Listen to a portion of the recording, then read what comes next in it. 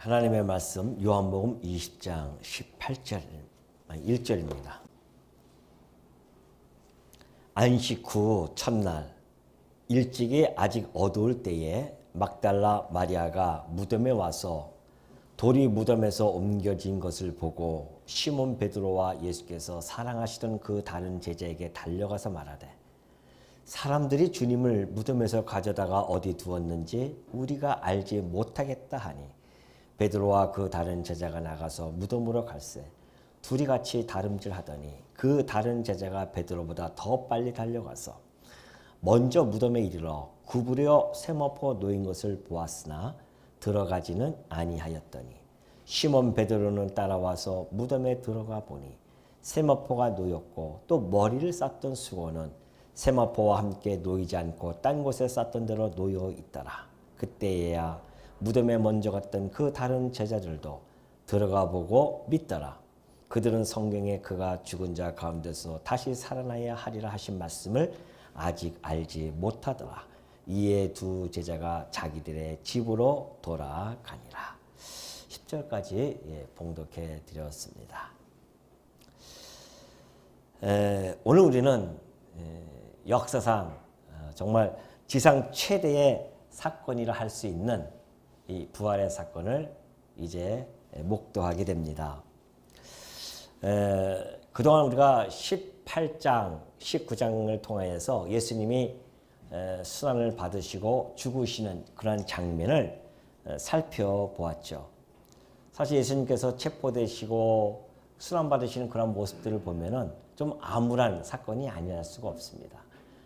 그러나 그 암울한 사건은 반드시 성도에게 있어서 필연적으로 이루어져야 할 그 사건이기 때문에 이 성도를 위한 이 사건은 우리 주님께서 고스란히 지고 그 암울한 사건을 그대로 맞이하게 됩니다.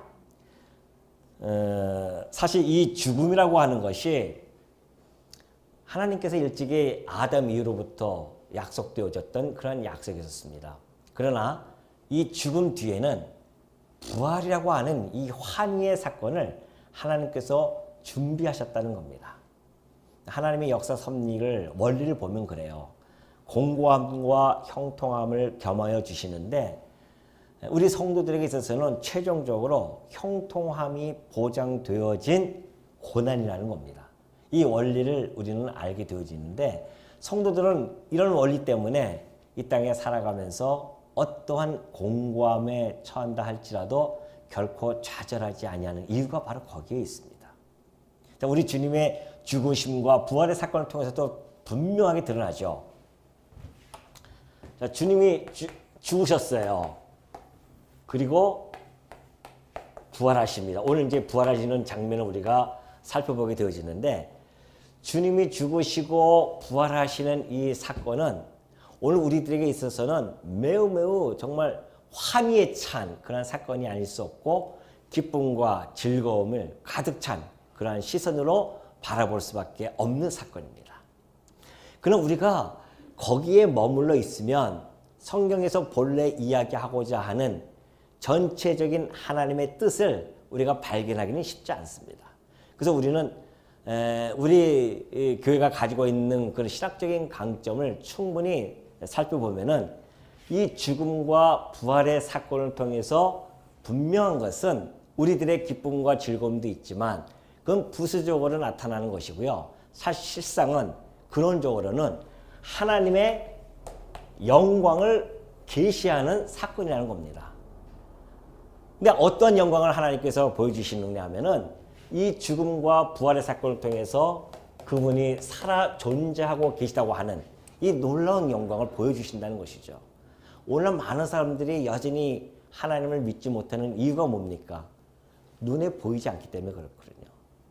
눈에 보이기만 한다면 누구든지 다 믿을 수 있을 텐데 눈에 안 보여요, 하나님께서. 그게 문제 아닙니까? 근데 분명히 하나님은 살아 존재하고 계시단 말입니다. 그러니 그 살아계신 하나님을 알 수 있는 방법은 바로 이 사건입니다. 하나님께서 약속하신 대로 아들을 보내주셨고 그가 죽으셨다가 3일 만에 부활하심으로 말미암아 하나님이 살아 존재하고 계시다는 것을 온 세상에 사실은 선포하는 그런 계시적인 사건입니다.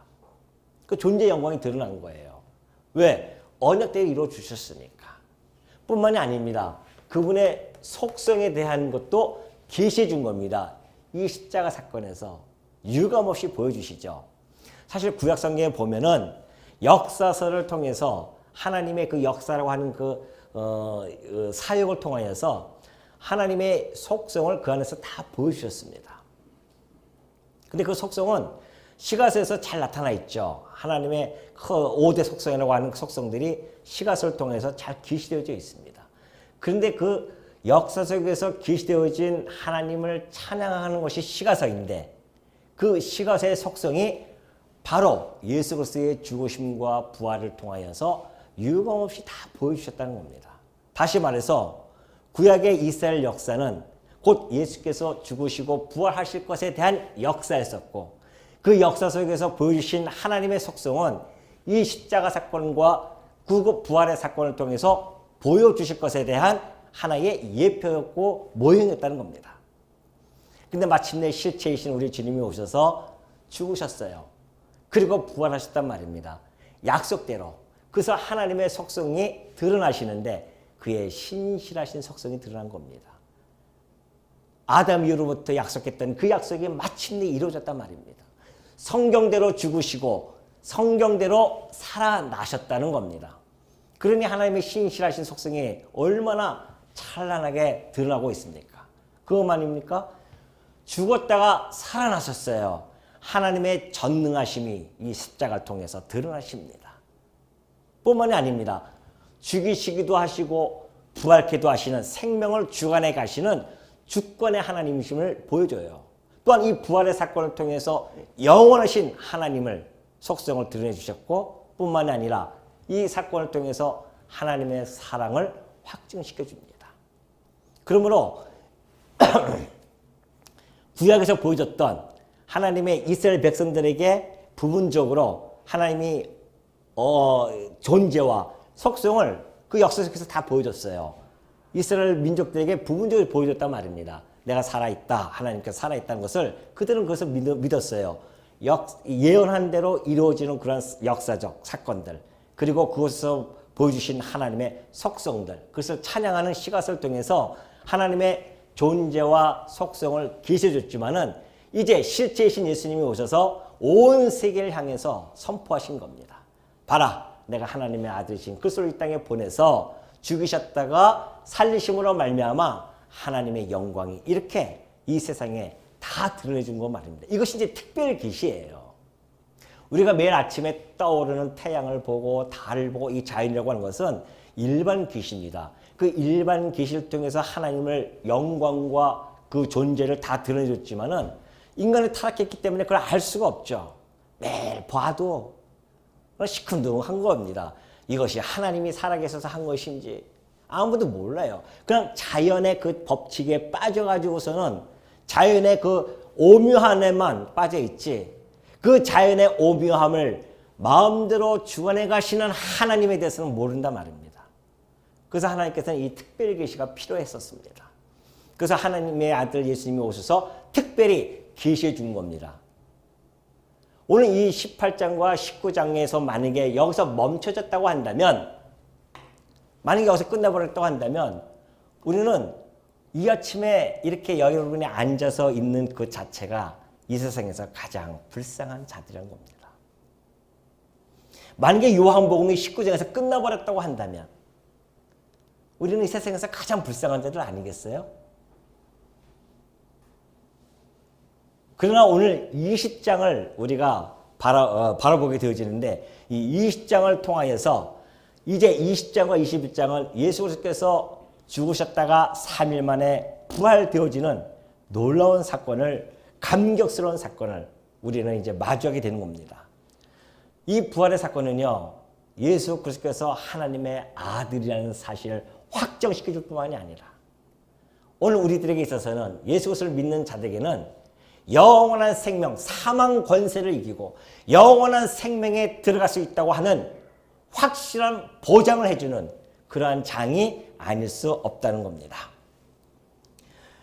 그러니 여러분 이 20장과 21장은 만약에 이것이 없었다고 한다면 요한 복음이라고 우리는 그렇게 불릴 수가 없습니다. 그러나 요한서라고 할 수밖에 없죠. 근데 이것이 요한 복음이라고 우리가 명명할 수 있는 것은 20장이 바로 그 복음, 하나님의 구속사에게 최절정을 보여주기 때문에 그렇습니다.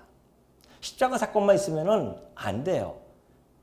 물론 지난주에 십자가 사건, 곧 당신의 희생 제물로서의 구속의 사역을 완성시켜 준 건 틀림없습니다.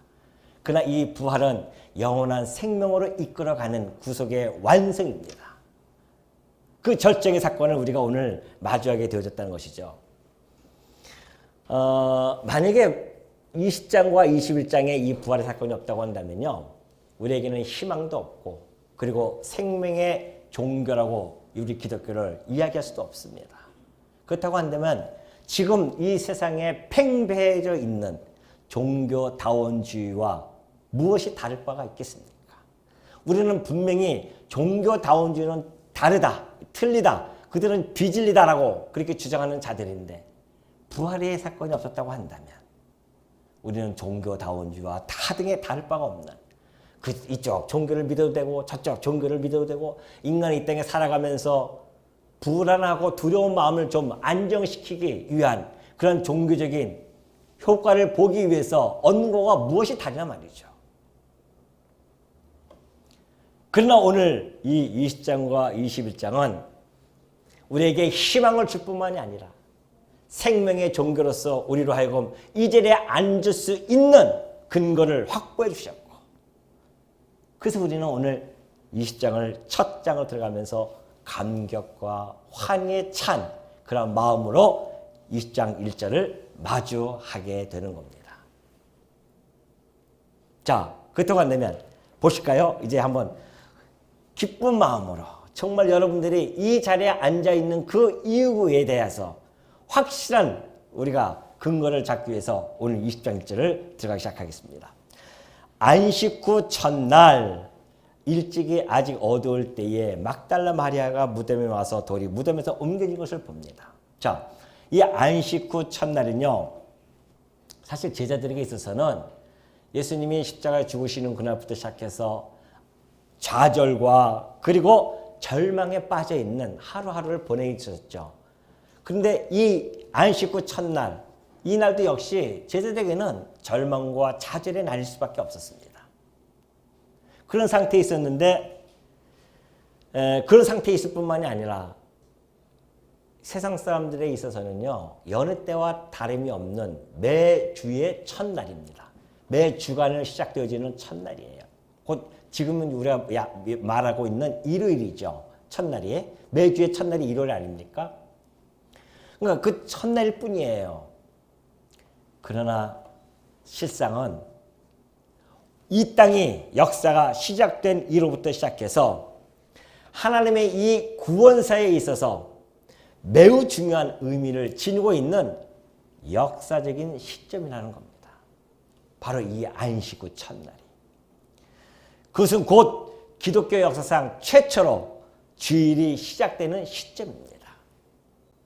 그래서 그때로부터 우리는 주일이라고 부르고 있는 것이죠.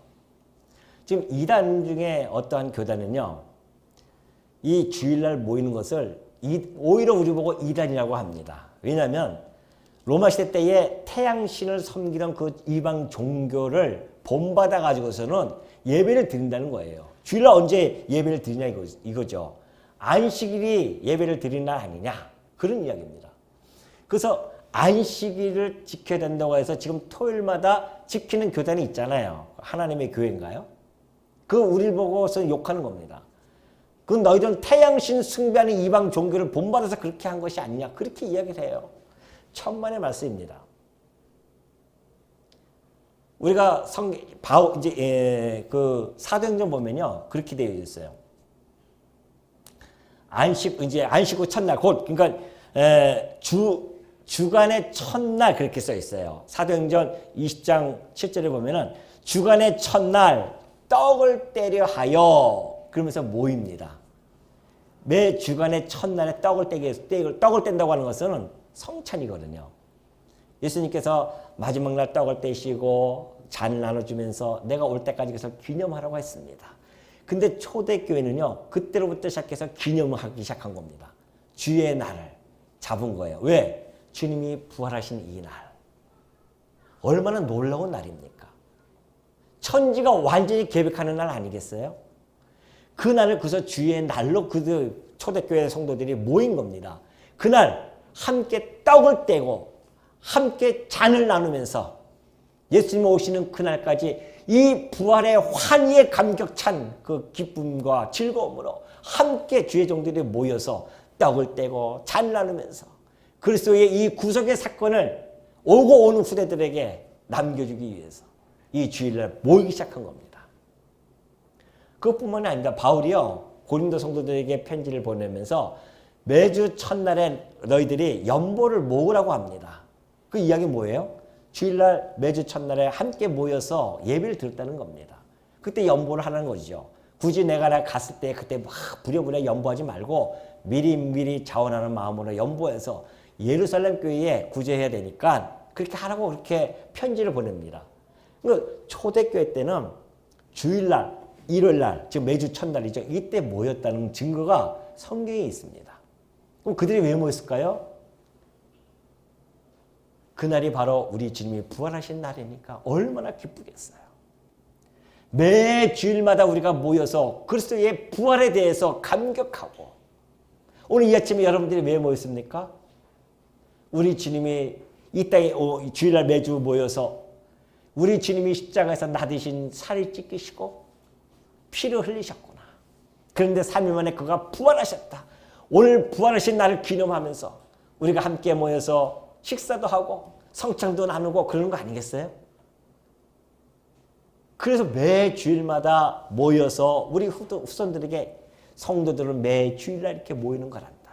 세상 사람들은 이 일요일 갖다가 자기의 육신의 쾌락을 위해서 살아가지만은, 그러나 성도는 이 주일날 모여서 하나님을 기억하고 우리 주 예수 그리스도를 가슴에 담고 함께 모여 떡을 떼면서 말씀으로 생명의 양식을 먹고 함께 모여 주의 지체임을 서로가 느끼고 위로해주고 격려해주고 그런 날이 바로 주일입니다.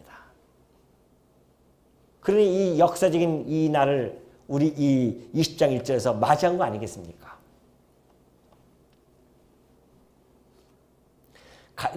그 하나님의 교회 그 사람들이 주장하는 것은요, 갈라디아서를 갖다가 안 봐서 그래요. 갈라디아서 보면은 바울이 그러지 않습니까? 너희가 날과 달과 절기를 다시 지키려는 거 보니 내 수고하는 모든 것이 다 헛되고 헛되도다. 그렇게 해버려요. 내가 언제 너희들로 날과 달과 절기를 지키라고 했느냐 말이죠. 예수 그리스도의 그 십자가 사건을 그렇게 너희가 무색하게 만드느냐, 그런 이야기입니다. 그것만 보더라도 그들이 얼마나 율법주의에 빠져 있는지를 잘 알 수가 있죠. 그러면서 이제 무덤에 갔어요. 마리아가 갔는데 예수님의 시체가 안 보입니다. 얼마나 놀랐겠어요. 부지런히 가서 제자들에게 가서 얘기해 줍니다. 베드로하고 예수님의 사랑했던 제자는 곧 요한이거든요. 둘이서 막 달려갑니다. 아무래도 요한이 더 빠르겠죠. 더 빨리 들어가서 예수님 무덤에 딱 갔습니다. 근데 보니까 들어가지 못했어요. 밖에서만 보는데 세모파가 이렇게 벗겨져 있습니다. 뒤늦게 도착한 베드로가 그걸 보고 나서는 요한보다는 빨리 그 안에 들어갑니다. 그래서 보니까 정말 세마포가 하나는 벗겨져 있고 하나는 머리에 썼던 것은 객해서 이렇게 머리 위에 있고. 그게 무슨 얘기입니까? 나사로를 갖다가 하나님 예수님께서 살리실 때는 나사로는 모두 세마포 옷을 다 입고 나왔어요. 근데 지금 예수님은 세마포가 없어요. 그럼 무덤에서 만약에 누가 시체를 옮겨간다고 한다면 누가 세마포를 다 벗기고 시체만 가져가겠냐 말이죠. 안 그러겠어요? 시체를 옮기려고 하면 그대로 옮겨야 되지 어떻게 세마포를 다 벗기고 그 시체를 갖다가 옮길 수 있냐 말이죠. 그 이야기는 뭡니까? 예수님의 부활에 입증해주는 사건입니다. 세마포가 벗겨졌다고 하는 것은 예수님이 부활했다는 그 사건을 입증해주는 것이죠.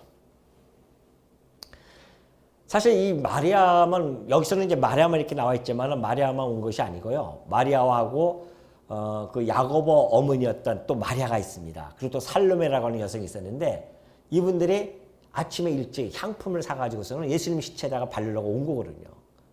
사실은 이런 걸 보면은 여성분들이 오히려 더 담대할 때가 참 많이 있습니다. 성경 역사를 보면은 여성분들이 얼마나 담대하게 하는지 몰라요. 제자들은 다 가지도 못하고 숨어 있지만은 오히려 그 난관, 그 돌들을 어떻게 무덤에 돌을 굴러서 예수님을 시체에다가 바를 수 있을까? 그런 걸 염려하면서 갔을 거 아닙니까? 또한 시체를 도적했다고 그렇게 오해를 받을 소지도 있지 않겠어요? 그 모든 난관을 극복하면서 예수님에게 오로지 가서 향품을 바르고 싶은 그 특심, 그 마음. 그래서 이 마리아는요, 예수님을 처음 부활한 모습을 본 여자로 기록이 되어지고 그 소식을 전한 여성으로서 기록이 되어집니다.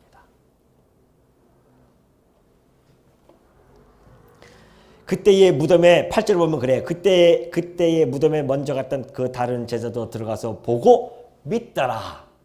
예수님이 부활하신 사건을 보고 믿는 게 아니라 시체가 정말 없어졌네. 그걸 믿었다는 겁니다. 왜 그러냐면 그 9절에 나오잖아요. 그들은 성경에 그가 죽은 자 가운데서 다시 살아나야 하리라 하신 말씀을 아직 알지 못하였더라. 아직 알지 못했어요. 이들은 성령이 아직 강림하지 않았기 때문에 그리고 이 부활하신 그리스도를 목도하지 못했기 때문에 아직까지는 그걸 모르는 겁니다. 근데 보십시오. 마태, 마가, 누가, 요한복음 보면은 그 이후에 예수님 돌아가시고 나서 30년 후에 기록이 되어지는데 그들이 그 사건을 정확하게 기억하면서 이 사건이 구약의 어떠한 말씀이 이루어지기 위함이니라 또는 응하였느니라 이런 말씀들을 기록하잖아요. 그래서 성령께서 강림하는 것이 확증되는 겁니다. 성령이 강림하지 않으면 제자들이 그걸 기록할 수가 없어요. 알지 못한단 말입니다. 지금도 몰라요. 그가 죽은 자 가운데서 다시 살아나야 하는 그 말씀, 성경 말씀이 알지를 못한단 말이죠. 근데 예수님을 봤어요. 부활하신 예수님을 보고 성령이 강림하는 그날 놀랍게도 베드로는 이렇게 외칩니다. 사도행전 2장 30절입니다. 사도행전 2장 3절 보면 그는 선지자라 하나님이 이미 맹세하사 그 자손 중에서 한 사람을 그 위에 앉게 하리라 하심을 알고 미리 본고로 그리스도의 부활을 말하되 그가 음부에 버림이 되지 않고 그의 육신이 썩음을 당하지 아니하시리라 하더니 이거 베드로가 하는 이야기거든요. 성령이 강림하는 그 오순절날 수많은 사람들이 전 세계에서 모였습니다. 그들을 향해서 복음을 전하는 거예요. 근데 다윗은 바로 선지자라는 겁니다. 다윗이 선지자인데 그가 하나님께서 자기의 위에 그 다윗의 위에 앉게 해준다는 것을 알고 있었습니다. 뿐만이 아니라 그것을 미리 보았어요. 부활을 미리 보았단 말입니다. 선지자니까 하나님께서 깨닫게 해주셨으니까. 그래서 이러한 시편 16편 10절의 말씀을 기록한 겁니다. 그것이 바로 그가 음부에 버림이 되지 아니하고 그의 육신이 썩음을 당하지 아니할 것이다. 그때서야 성경이 기억이 나기 시작합니다. 성령이 강림하고서야 주님의 이 죽음의 사건이 구약에 어떻게 예언이 되어져 있는지를 그가 깨닫고서는 그것을 선포한 거죠. 베드로만 그런 것이 아닙니다. 요한도 그렇고 마태도 그렇고 그래서 그걸 기록할 때마다 성령께서 깨닫게 해주셔서 이 사건이 바로 현장의 사건이 과거에 이 예언의 말씀이 이렇게 이루어졌다는 것을 충분히 설명해 줄 수 있었던 것이죠. 그러나 그때까지는 아직 몰랐어요. 그래서 이에 두 제자가 자기들의 집으로 돌아갑니다. 11절 마리아는 무덤 밖에 서서 울고 있더니 울면서 구부려 무덤 안에 들여다보니 흰옷 입은 두 천사가 예수의 시체 누웠던 곳에 하나는 머리편에 하나는 발편에 앉았더라. 여러분 빈 무덤을 보았어요. 빈 무덤을 봤는데 그걸 보고 얼마나 슬프겠습니까? 지금 마리아가 슬퍼합니다. 그러나 이 빈 무덤은요 장차 우리 성도들이 성도들의 무덤이 빈 무덤으로 발견될 것에 대한 예시입니다. 그리스도의 이 빈 무덤은 그리스도와 연합되어져서 부활되어진 그 성도들의 빈 무덤을 보여주는 겁니다. 사실은. 오늘 여러분들이 지금이야 이제 화장하고 막 그래서 그렇지만은 염려 없습니다. 부활할 때 우리는 다 부활의 몸으로 바뀌는데 상징적으로 우리가 무덤에 묻히는 거 아니겠습니까? 그러나 우리 주님이 부활하는 그날, 재림하시는 그날, 우리는 그 무덤이 다 비게 될 것입니다. 왜요? 우리 주님의 무덤을 보니 우리의 무덤이 비게 될 것을 우리는 확실히 믿을 수가 있는 겁니다. 그걸 보여준 거죠. 그러면서 이제 12절 보면은 흰옷 입은 두 천사가요, 시체 누웠던 곳에 하나는 머리편, 하나는 발편에 앉았어요. 저는 이 말씀을 연구하면서 늘 이미지화 시키거든요. 오늘 같은 경우도 베드로와 요한이 막 그 소식을 듣고 뛰어가는 모습이 상상을 하는 겁니다. 막 이미지화 시키는 거예요. 막 뛰어가요. 베드로는 힘이 들어서 헉거리는데 요한은 젊으니까 막 뛰어갑니다. 그리고 무덤에 탁 들어갔어요. 찌릿거리죠. 요한은. 베드로는 힘차게 들어가서 그걸 발견합니다. 그리고 힘없이 그들이 집에 돌아갑니다. 그런데 12절에 그 모습을 바라보는데 예수님 무덤에 이렇게 있는데 천사가 머리에 발밑에 어떻게 했어요? 앉아있는 모습을 발견합니다. 이것을 딱 이미지화 시키는데 문득 저에게 또 하나의 이미지가 떠오릅니다. 그게 뭔지 아십니까? 그것이 바로 이 그림이었습니다. 저는 저 왼쪽에 있는 그림을 상상했거든요. 저 무덤에 두 천사가 이렇게 머리와 발밑에 있는데 왜 속죄소가 저는 떠오르는지 모르겠어요. 속죄소의 두 그룹 천사가 양쪽으로 이렇게 있지 않습니까? 이게 요한이 그냥 이렇게 적은 것이 아니었구나라는 것을 저도 최근에 이것을 깨달은 겁니다. 이미지화 시키다가 어느 주석책을 봐도 이 내용이 그렇게 그냥 천사가 있다고만 넘어가지 이것이 속죄소에 있는 그 천사들과 연상시켜서 설명하는 데가 아무도 없더라고요. 근데 저는 이걸 바라보면서 맞다. 우리 주님께서 죽으셨잖아요. 희생 제물이 되어주십니다. 이 속죄소로 가는 것은 지성소에 있습니다. 밑에가 언약궤잖아요. 언약궤 위에 속죄소를 올려놓고 그곳에 1년에 한 차례 대제사장이요. 7월 10일 날 대속죄일 날 황소의 피를 가지고 들어가십니다. 그리고 휘장을 열고 들어가요. 혼자만. 그리고 거기다가 피를 뿌려서 제사를 드립니다. 그런데 밖에서는 백성들이 그냥 숨을 죽이고 있는 겁니다. 왜? 만약에 하나님께서 그 제사를 받아주지 아니하시고 한다면은 끝나는 거예요. 그냥 제사장은 죽어버립니다. 대제사장이 그 옷에다가 방울을 달거든요. 방울 소리가 안 들린다? 그러면 하나님께서 그 제사를 안 받으신 겁니다. 그러나 하나님께서 그 제사를 온전히 받으시면 대제사장의 방울 소리가 딸랑딸랑딸랑 그 속에서 들릴 때에, 지성소에서 들릴 때에 밖에 있는 백성들은 환호를 지릅니다. 하나님께서 우리의 죄악을 용서해 주시고 우리의 죄물을 온전히 받으셨도다. 얼마나 기쁘고 즐거워서 막 잔치를 벌입니다. 오늘 이 무덤에서 있는 사건이 바로 그러한 사건이었다는 겁니다. 우리 주님이 십자가에서 죽으시고 저 무덤에 누우셨을 때에 하나님께서 그 희생 제물이신 그리스도를 온전히 받으셨다는 겁니다. 그 증거가 바로 부활의 사건이었어요.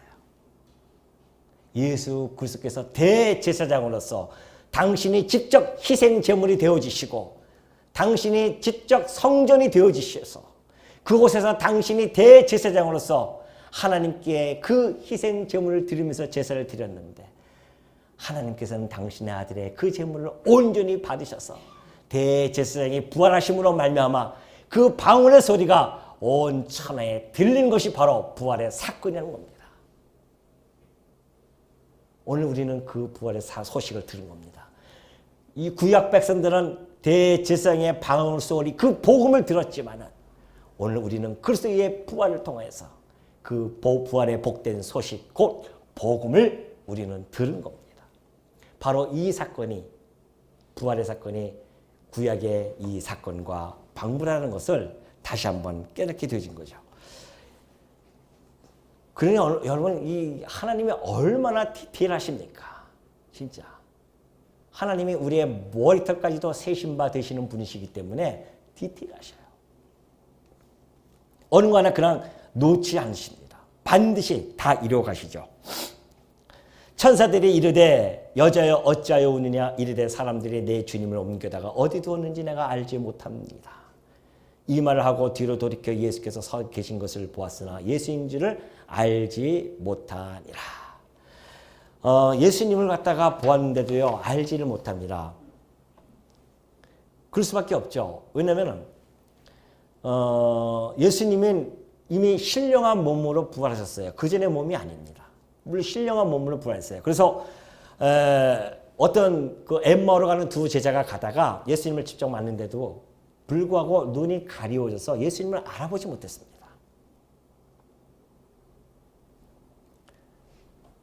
그러나 물론 그것도 있지만 더 나아가서는 천사들이요, 누가 보면 그래, 천사들이 그 마리아를 향해서 뭐라고 얘기하냐면 너희가 어찌하여 산자를 죽은 자 가운데서 찾느냐, 그렇게 이야기합니다. 너희가 어찌하여 산자를 죽은 자 가운데서 찾느냐. 다시 말해서 마리아는 지금 죽은 자 가운데서 시체를 찾고 있으니 살아계신 그리스도를 알 수 없는 거죠. 알 수가 없어요. 그런데 여러분, 마리아만 그런 것이 아닙니다. 2000년 역사가 흐르면서 수많은 사람들이 오늘 이 말씀을 통하여서 역사 속에 묻혀버린 예수 그리스도를 찾고 있습니다. 역사를 주관해 가시고 역사를 섭리해 가시는 예수 그리스도를 찾는 것이 아니라 역사 속에 묻혀버린 예수를 찾아요. 그래서 말씀을 통해서 어떤 예수를 찾는지 아십니까? 위대한 혁명가를 찾기 시작합니다. 그는 위대한 혁명가였다. 그러면서 예수를 찾는 자들이 있어요. 어떠한 사람은 위대한 도덕가였었다. 도덕 선생이었다. 그래서 예수를 바라보면서 도덕 선생을 찾기 시작합니다. 어떠한 사람은 시대를 초월한 그런 사상가였다고 하면서 그 사상가를 찾기를 원합니다. 그러니 올바른 예수를 만날 수 있겠습니까? 아무리 성경을 본다 할지라도 거기서 도덕가를 찾고 사상가를 찾고 혁명가를 찾아봤자 그 본질의 예수 그리스도를 찾을 수가 없는 겁니다. 오늘 우리는 살아계신 그리스도를 찾았습니다. 오늘 이 아침에 여러분들은 살아계신 그리스도를 만난 겁니다. 우리는 구속주로서 이 땅에 오셔서 생명을 우리에게 주실 수 있는 그 부활하신 그리스도를 만나는 것이지, 도덕선생으로서의 예수 그리스도도 아니고 혁명가도 아니고 더군다나 사상가도 아닌 우리의 생명의 주이신 그리스도를 우리는 찾는 겁니다. 그러니 우리가 얼마나 복받은 사람입니까? 이거보다 더 큰 복이 있어요? 생명의 주를 발견한다고 하는 것. 이것이 정말 하나님으로부터 복을 받은 자들의 행복이라는 것을 여러분이 다시 한번 마음속에 깊이 간직해 주시기 바랍니다. 그러면서 15절 보니까 예수께서 이르시되 여자여 어찌하여 울며 누구를 찾느냐 하시니 마리아는 그가 동산지기인 줄 알고 이르되 주여 당신이 옮겼거든 어디 두었는지 내게 이르소서 그리하면 내가 가져가리이다. 동산지기인 줄 아직도 알고 있는 거예요. 그때 예수께서 마리아야 한마디 하십니다. 마리아야.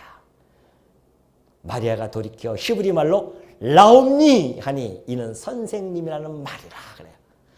라옵니? 그런 거예요. 마리아가 돌아서서 그랬겠어요? 라옵니? 이렇게 했어요? 얼마나 놀랐겠냐 말이죠. 놀라가지고 부르면서 경이로운 외침을, 단마디 외침을 합니다. 라옵니, 선생님이여. 어떻게 살아있습니까? 그거죠. 깜짝 놀랍니다. 우리 주님은 마리아 앞에 드디어 이 사망 권세라고 하는 이 무지막지한 이 권세를 깨뜨리시고 살아나신 모습으로 마리아 앞에 나타나신 겁니다. 마리아는 그의 음성을 금방 알아들었습니다. 왜 그럴까요? 그리스도의 양이기 때문에 그래요. 예수님이 말씀하셨듯이 내 양은 내 음성을 듣는다고 했습니다. 마리아야 그 한마디에 마리아는 예수님이 살아계셨음을 그 동산지기처럼 보였던 그가 예수님이었다는 사실을 마리아는 깨닫고 그를 선생님이여 하고 부르게 된 거죠. 여러분, 사망 권세를 깨뜨린 그 그리스도를 만난 자들은요, 이제 사망 권세를 두려워하지 않습니다. 이 세상 많은 사람들은요, 그 사망 권세 앞에 얼마나 사시나무 떨듯이 떨고 있습니까? 그 사망 권세 앞에 눈동자가 흐려져 가지고서는 얼마나 흔들리는지 모릅니다. 그 사망 앞에 꼼짝 못하고 입술은 새파래지고 얼굴은 백지장처럼 하얘지는 이 세상 사람들이 다 그거 아니겠어요? 그러나 오늘 사망의 이 생명의 주를 만난 부활하신 그리스도를 만난 우리 성도들은요, 사망 권세 앞에 이제는 당당해집니다. 담대해집니다. 그리고 그 사망을 향해서 이렇게 외칩니다. 너 사망아, 너의 승리가 어디 있느냐? 너 사망아, 너가 쏘는 것이 어디 있느냐 말이죠. 이 썩을 것이 썩지 아니함을 입고 이 죽을 것이 죽지 아니함을 입을 때에 나는 사망을 삼키고 이길 것이다. 할렐루야. 이것이 우리 성도들의 외침 아니겠어요? 사망 앞에서. 이제 우리는 두려워하지 않습니다. 결국.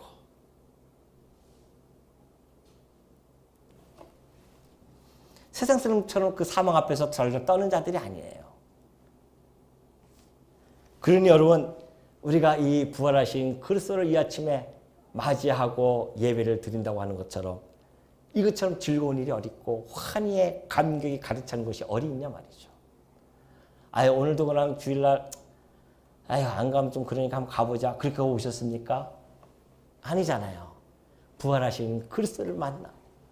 부활하신 그리스도 앞에서 그 함께 사망의 권세를 이겨내는 주의 지체들과 함께 하나님께 감사와 찬양을 드리면서 예배를 드리고 함께 교제를 나누기 위해서 오신 거 아니냐 말이죠.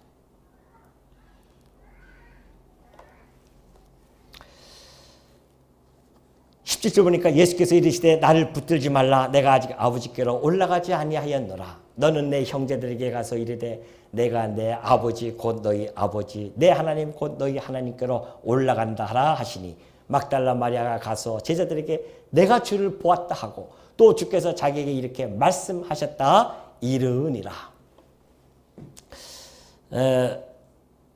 마리아가 이제 막 붙들고 있었던 거예요. 여기서 붙들지 말라고 하는 것은 현재형이거든요. 그러니까 만지지 말라는 뜻이 아닙니다. 내가 신령한 아직 아버지께로 올라가지 않았으니까 날 만지지 말라 그런 뜻이 아니에요. 왜냐하면은 다른 마태복음에 보면은 여성들이 그 예수님의 발을 붙들고서는요 경배를 하는 모습이 나타납니다. 그러니까 붙들지 말라는 것은 그런 뜻이 아니라는 말이죠. 또는 도마에게 나타나서 네가 한번 날 만져보라. 그러니까 내가 아직 신령한 아버지께 가지 않은 신령한 몸이기 때문에 너 만들지 말라. 그런 뜻은 아닌 것은 분명하죠. 그럼 무슨 뜻일까요? 아까 얘기했듯이 현재형이기 때문에 이미 붙들고 있는 거예요. 마리아가 지금. 그러나 마리아는 지금 마치 나사로가 재생되어졌던 것처럼 그러한 개념을 가지고 예수님을 붙들고 있는 거죠. 근데 예수님은 그게 아닌 겁니다. 나는 이제 하늘에 올라갈 하나님 아버지께 갈 승천할 그런 영광스러운 주의 모습으로 바뀐 겁니다. 그럴 뿐만이 아니라 이제 내가 올라갈 때가 얼마 안 남았는데 네가 지금 나 붙잡고 옛날처럼 그렇게 할 때가 아니라는 겁니다. 이제 네가 빨리 가서 그러니까 바로 그 17절 후반대에 그러죠. 곧 너희 하나님께로 올라간다 내가. 그냥 빨리 가서 나의 부활과 그리고 내가 아버지께로 올라가는 승천할 것이니까 빨리 가서 전해라는 것이죠. 근데 누가 전하는 대상이 첫 번째가 누구냐면은 내 형제들에게 가서 하라는 겁니다. 아니 십자가에 돌아가신다고 다 뿔뿔이 도망갔던 그 제자들. 내가 돌아가시기 전에 그들에게 교훈할 때 내가 이제 널 친구로 삼았도다. 그랬거든요. 근데 부활하시고 나서는 한 걸음 더 나아가서 내 형제라고 그렇게 이야기합니다. 친구를 넘어서 형제가 되어져요. 형제로 삼아버립니다. 이것이 그리스도의 아가페적인 사랑입니다. 이것이 바로 변함없는 그리스도의 사랑일 뿐만이 아니라 그의 긍휼하심과 그 제자들을 존중해 주는 것이 이 안에 이 한마디에 담겨져 있는 겁니다. 형제로 부름을 받는 것이죠. 여러분 예수 그리스도의 그 보혈의 피는 우리를 그리스도와 형제가 되게 합니다. 그것이 바로 이 이야기예요. 내가 내 아버지, 곧 너희 아버지. 이제는 내 아버지가 너희 아버지가 되어지고 내 하나님이 너희 하나님이 되어질 것이다. 이 얼마나 놀라운 소리입니까? 이 상황을 잘 알고 있었던 히브리서 기자는요. 이렇게 기록을 합니다. 히브리서 2장 11절 보면 거룩하게 하시는 이와 거룩하게 함을 입은 자들이 다 한 근원에서 난지라. 그래요. 거룩하게 하시는 자가 누굽니까? 바로 예수 그리스도시고 거룩하게 함을 입은 자들은 누구예요? 성도라 말입니다. 근데 그들이 다 한 근원에서 난지라. 그러므로 형제라 부르시기를 부끄러워하지 아니하셨다고 합니다. 한 근원에서 났대요. 우리는 양자의 영을 받았어요. 그래서 우리는 하나님을 아버지라 부를 수 있습니다. 우리 주님은 본래 하나님의 독생자였습니다. 그 이 땅에 육신의 몸을 입고 이 땅에 오셔서 맏아들로 이 땅에 오셨습니다. 우리는 그를 통하여서 그의 형제로 부름을 받을 수 있는 이 놀라운 바늘에 서게 되어졌습니다. 이제 우리는 하나님을 아버지라 부를 수 있습니다. 이 세상에 그 누가 아니 하나님을 안 믿는 자를 한번 물어보십시오. 하나님을 뭐라고 부르나? 모르겠어요. 하나님이라고 부를 수는 있어요. 근데 그 하나님을 아버지라는 그렇게는 못 부른단 말입니다. 오로지 하나님을 아버지라 부를 수 있는 자는 예수 그리스도 부활의 주를 만나고 그를 구속주로 믿고 그 양자의 영을 받은 자만이 예수 그리스도를 우리의 큰 형님으로 모시고 뿐만이 아니라 그의 아버지를 우리의 아버지라 부를 수 있는 놀라운 축복의 자리에 앉을 수 있다는 것입니다. 그러니 여러분 우리의 이 신분의 변화가 얼마나 큰 겁니까? 이 땅에서 우리가 살아가면서 우리는 그리스도인이라 부름을 받는 것조차 부끄러워서 나타내지 못할 때가 혹 있을 수 있습니다. 우리의 믿음이 연약해서 그럴 수밖에 없죠. 그러나 우리 주님은 우리를 부끄러워하지 않았습니다. 형제라 부르시기를 부끄러워하지 않으셨어요. 근데 우리는 우리 그리스도를 나의 구주로 믿는다고 하면서 이 세상 앞에 나가서 내가 그리스도인이라고 떳떳하게 이야기하지 못한다고 한다면, 예수 그리스도를 부끄러워한다면 우리가 정말 주님 앞에 어떻게 나아갈 수 있겠습니까? 내가 다니는 그 직장에서 떳떳하게 나는 그리스도인이야 말할 수 있어야 됩니다. 부끄러워하면 안 됩니다. 그들에게 그리스도의 향기를, 짙은 향기를 내뿜어내야 됩니다. 그 그리스도의 향기가 아니라 내 욕심의 향기를 내뿜으니까 얘기하고 못하고 있는 것이죠. 감추고 있는 거란 말입니다. 자기를, 이 어마어마한 신분의 변화를 받았음에도 불구하고 다른 사람들에게 감추고 있는 것은 내 욕심의 향기를 내뿜기 때문에 그래요. 창피하죠, 자기도. 안 그래요? 그러나 내가 그리스도의 그 사랑을 내뿜고 그리스도의 향기를 내뿜는다고 한다면 두려워하지 않습니다. 부끄러워하지 않습니다. 어디에 가서든지 나는 그리스도인이야 외칠 수 있는 그런 성도가 참 성도 아니겠어요? 물론 아직 믿음이 연약해서 그러지 못한 분들도 있을 수 있습니다. 그런 분들은 오늘 이 부활의 주님을 만나시고 우리를 형제라 부끄러워하지 아니하는 그 주님을 우리의 머리로 삼고 그분을 우리의 왕으로 삼는다고 한다면 이 세상에서 그 어느 곳에 있다 할지라도 그의 군사로서 그의 지체로서 그의 백성으로서 마음껏 전하는 그러한 주의 성도들이 되어야 되지 않겠냐 말이죠. 막달라 마리아는 쫓아갑니다. 가서 그들에게 이야기합니다. 내가 주를 보았다. 주께서 곧 승천하신다고 말씀하셨다. 그 부활의 복음 그것을 제자들에게 전합니다. 그러나 제자들은 그때 반응이 어땠는지 아십니까? 들어도 믿지를 못하더라. 지금도 여전히 믿지 못한 사람들이 어마어마합니다. 오늘 이 부활의 주님을 만난 우리 성도님들은 해야 할 사명이 무엇이 있겠습니까? 나는 부활의 주님 만났으니까 나만 내 속에 감춰놓고 있으면 돼? 천만의 말씀입니다. 우리에게는 다 사명이 있습니다. 부활의 주님을 만났으면 가서 그 주님을 만났음을 증언하라는 겁니다. 세상 끝날까지 우리가 그것을 해놔야 됩니다. 우리가 아니면 누가 하겠어요? 부활의 주님을 만난 우리가 안 하면 누가 부활했다고 누가 얘기하겠냐 말이죠. 누가 그가 생명의 주라고 얘기할 수 있냐 말이죠. 우리뿐이 없어요. 우리를 형제로 삼으신 그 그리스도를 전할 자는 형제인 우리뿐이 없단 말입니다. 근데 그것조차도 두려워하고 전하지 못한다고 한다면 어찌 우리가 부활의 주님을 만났다고 힘있게 얘기할 수 있으며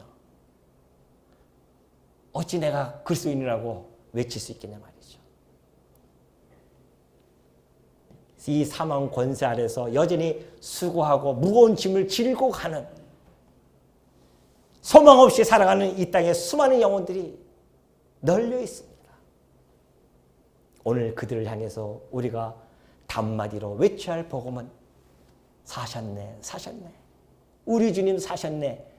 사망 곳에 깨뜨리고 우리 주님 사셨네 하면서 부활의 복음을 전해야 한다는 거 잊지 마시고 이 부활의 주님을 마음껏 전하시는 우리 주의 종들 되어주시기를 당부드리겠습니다.